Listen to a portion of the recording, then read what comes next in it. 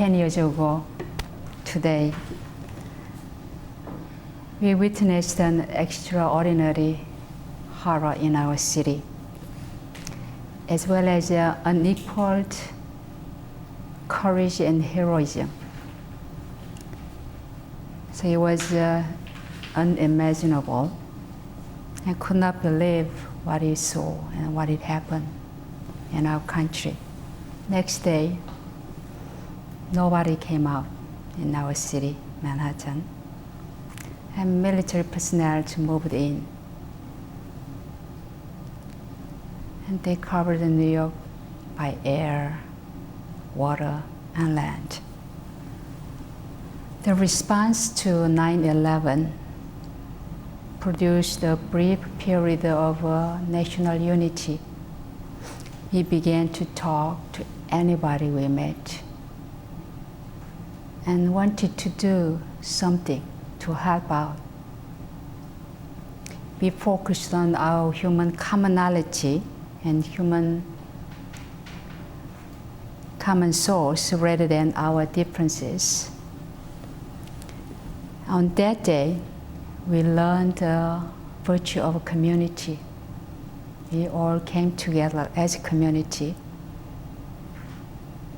And especially in our temple, hold a special workshop by Kim, since all of us came here with a fear.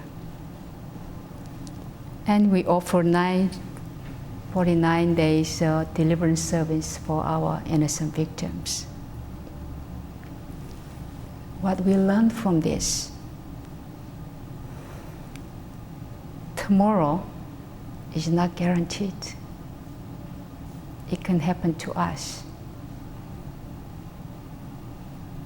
Thus, we have to live our day here and now as if the last day on earth. Make it meaningful contribution and make it beautiful each day. When we commemorate this 10th anniversary of 9/11, it provides us critical opportunity to make a choice, to step forward, to choose hope and love, instead of a retreat into fear. If we choose fear, it had happened. It was very expensive, materially and emotionally. Think about you live with fear. Emotionally, it's unbearable. And how much did we spend? The response to 9/11 cost $3.3 trillion. So choosing fear is another way for spiritual practice. We must choose hope and love. So Tae-san said, a person who has lost all hope is someone whose physical body is still alive, but whose mind is dead. For a person who has lost all hope, there's nothing that can be done for him until his mind becomes alive again. Therefore, the Buddhas and Bodhisattvas have set up the power of their vow to arouse great hope in all sentient beings and work hard without interruption throughout numerous lifetimes. So this is our commitment today. Make a choice to have a hope and love. Choosing to live with hope and love is very important, especially during difficult times and when we have a great hardship. So what were the root cause of 9/11? What have you learned from 9/11? We can make this 10th anniversary as a defining moment in our history to reshape the way we interact, the way we live our lives. Make a critical turning point in our lives and collectively in our world. we need to transform. First of all, we have to heal ourselves, heal our city, and heal our world. Healing can take place when we go deeper inside and see the larger picture. When we heal ourselves, we heal each other, because the healing doesn't take place just alone. We have to forgive somebody who created that hurt or wound or harm. So in order to heal, we have to listen our heart and our mind, which is coming from this original source, Buddha nature. When we hurt others, when we harm others, at the same time we are hurting ourselves, we are injuring ourselves. Why did 9/11 happen? What happened afterward? When we see their someone or group of people use their twisted interpretation of Islamic religion to justify their horrible deed, there was not only attack on America, but at the same time it's an attack on Muslim, their religion too. Right after that, anyone who looked like them were attacked. According to statistics today, 25% of Americans say they harbor negative feelings toward the Muslim because of 9/11. Think about it, 1 out of 4. So we, as a meditator, as a Won Buddhist, as a practitioner, we have to become instrument to heal our broken world. There's just so much hatred and anger and negativity. And this hatred was planted in human heart. If you look at the babies, they don't have hatred. Nobody was born with hatred, but they were trained to have this very destructive quality in human heart. Buddhists understand true nature of things as impermanence. As the Buddha said in Diamond Sutra, I quote, all that is a form is an elusive existence. When it is perceived that all form is a non-form, the true nature is recognized, end quote. So why we are killing each other based on illusion, based on delusion? We hate each other and hurt each other based on the form, this form. If you perceive that all form is a non-form, there is no attachment of I, my, me, mine over ego. So in Buddhist perspective, everything is in the process of a constant change. This changing reality helps us to mold and remold ourselves. So when we commemorate today, we remold ourselves to have this quality in ourselves, always choose hope, love, and see things as they are, instead of the way we want to see. So this constant change does not take place randomly, but has a deep and subtle pattern based on the principle of cause and effect, and the principle of law of causality. So whatever happening in ourself, in our life, in our city, we have to think about the root causes of those incidents. We will be here on earth temporarily, and our life is impermanent. someone is dying at this moment. Therefore, healing must take place here and now, within ourselves, within our life, before it is too late. So it is critical to understand true reality, our existence. And everything and everyone is transient. We have to end this vicious cycle of violence because it doesn't make anybody happy. Hate produces hate, and people keep saying, why do they hate us so much? And the other world keeps saying that too. You cannot clean blood with blood. You cannot eliminate violence with violence. As Albert Einstein said, a problem cannot be solved from the same level of awareness that created it.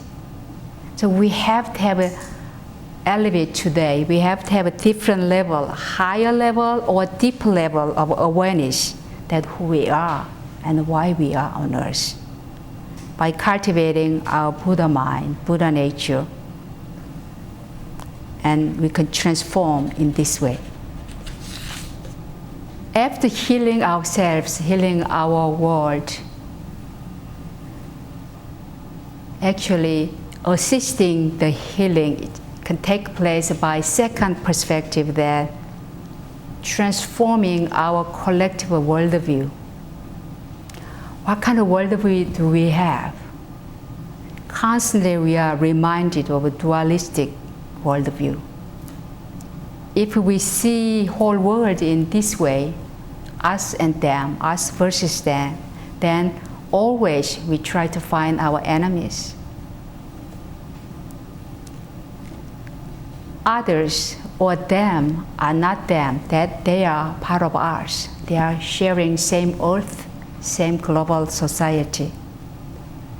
The perspective of Western science is for only material world, which is random and meaningless.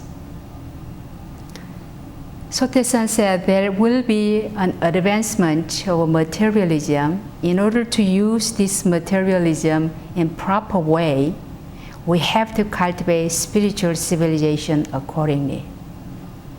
So we produce all the bombs, weapons, all those mass destruction by scientific advancement. So this is a product of a materialism. When we focus on too much on materialism, it creates division between haves and have-nots. Materialism always divides people and divides groups and status. If you integrate spirituality with the material world, we can straighten up priority to use material products properly in a way not to harm others, but to help others and grow together to benefit everybody by this progress. Kwan Somavia, former chair of Social Summit in 1995, said, "The world does not lack the resources to abolish poverty. It only lacks the right priorities." So if you experience extreme poverty with the hopeless, what could they do? It's very easy to be persuaded to the extreme destruction. So when we look at our world, 9/11 reminds us that there is some responsibility as well as some relationship with this extreme poverty in the world. When we have a head of a state at the UN agreed upon to eradicate poverty 25% in 15 years, today 11 years gone, and poverty is growing throughout the world, not diminishing. So where are our political wills who really agreed to do that? The meaning of 9/11 awakened us to see we are part of a whole. We are living in an interdependent and interconnected world that we have to rise up to do something about the suffering of other people in other world. Because the suffering, extreme poverty on the other side of the world affect us daily because of modern technology. When we engage in our troubled world, we need to participate actively in the task of finding new solutions.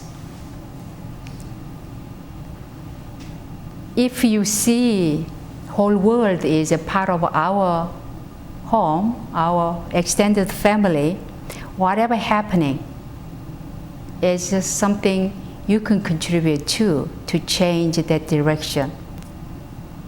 The globalization of our society due to advancements of science and technology, the globalization of finance, trade, communication, and transportation, as well as a globalization of our problem, including this poverty, widespread of poverty and environmental degradation, that provide that our Buddhist understanding of interdependency and interconnectedness is vital and very relevant to make everyday choice here and now.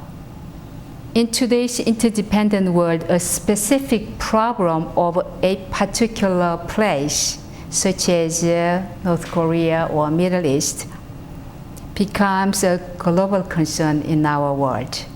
In order to participate in modern society, we must learn to understand ourselves from perspective of others. Instead of try to teach all the time or try to teach others, try to be in a position of learning ourselves from others' perspective. We need to develop a greater and improve the relationship with the other people and other community, and changing conflicted relationship into relations of care for the larger whole. It is possible to change our heart, human heart and human mind. It is difficult unless individuals make that deep commitment. But it is possible to change and change perspective and perception of each other. So when we open our Buddha eye to see things as they are, to see the truth, the real challenge is helping us to remove the seed of hatred, anger, or terror, or injustice in human minds and heart, and plant a seed of peace and hope and justice in our world.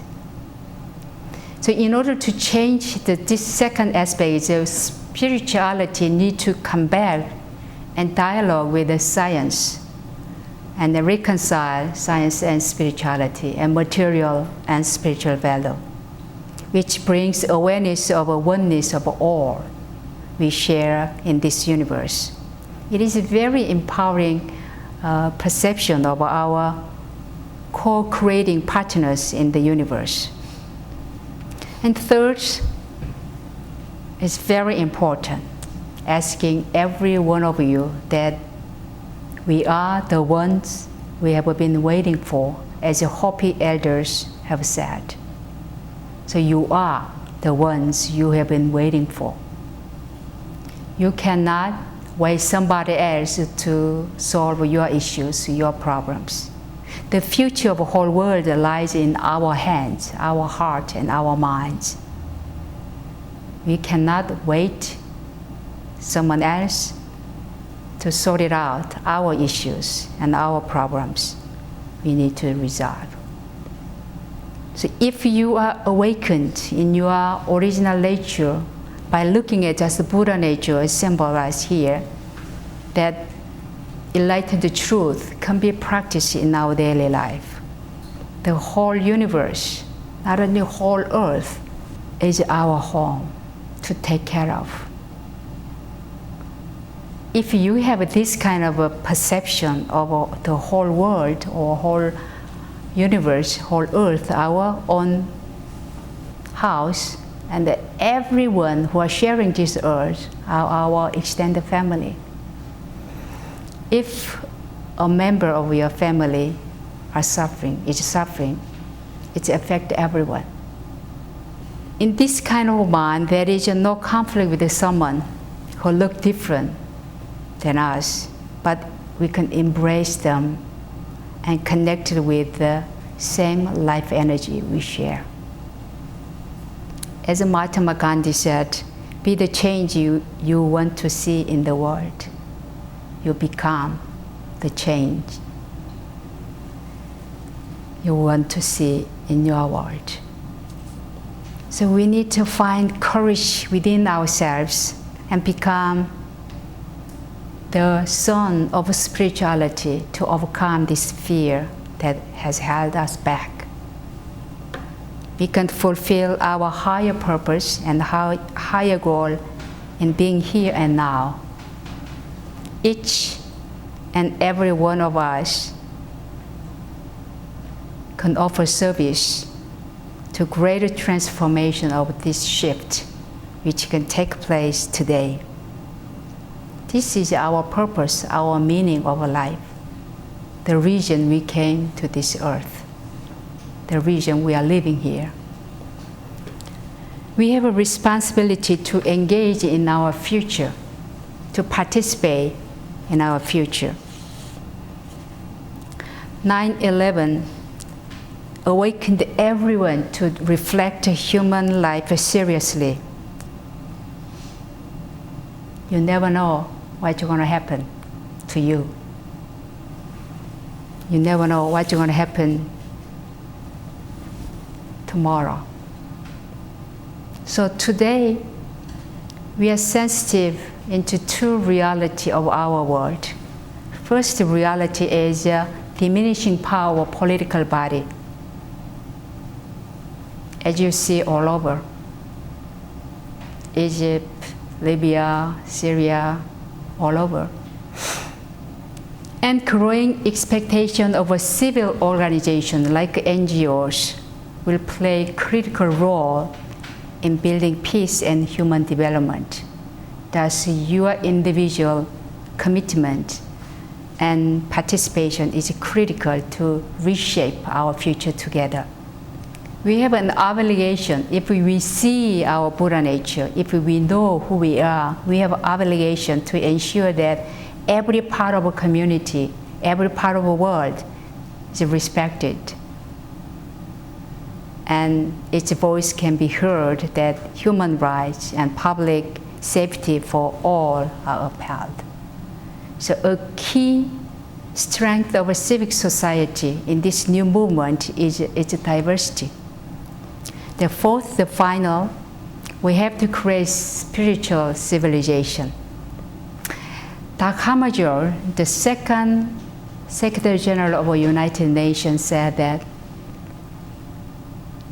21st century will be a spiritual century, otherwise our humanity is doomed. We tried everything and we failed miserably. So 10 years, 11 years gone, are we making progress? We need to reject terror or violence or hatred in order to promote the peace with justice by finding ways and means to stop the vicious circle of violence and hatred between victim and victimized, between the oppressed and oppressor. So think about it. In Buddhist understanding, this is a vicious circle if we don't stop the chain here and now at the moment. In Buddhist tradition, we understand all the problems and challenges from perspective of a law of causality. In this regard, responding to violence with more violence is not a way, only create a vicious cycle. So the principle of cause and effect reminds us that what goes wrong comes wrong. So watch out when you send out in your thought, in your word you speak, and the action you take. The Buddhist way to commemorate this 10th anniversary is to remove greed, corporate greed, as well as individual greed or natural greed, and hatred and anger before they turn into violence and revenge. So engaging in serious and respectable dialogue with other tradition, other people, other culture, other religion, and other civilization is critical. When we see constant reproduction, constant cycle of hatred, as Gandhi said, as eye for an eye leaves the whole world blind. So we cannot deal violence with the violence. We have to come up with water. Water is a symbolizer of love, compassion, and spiritual quality, which can really cleanse blood and cleanse violence. So as we commemorate 10th anniversary today, let us become a spiritual person, cultivate spiritual self more diligently first in order to build spiritual century together to save not only ourselves but our future generations and generations to come.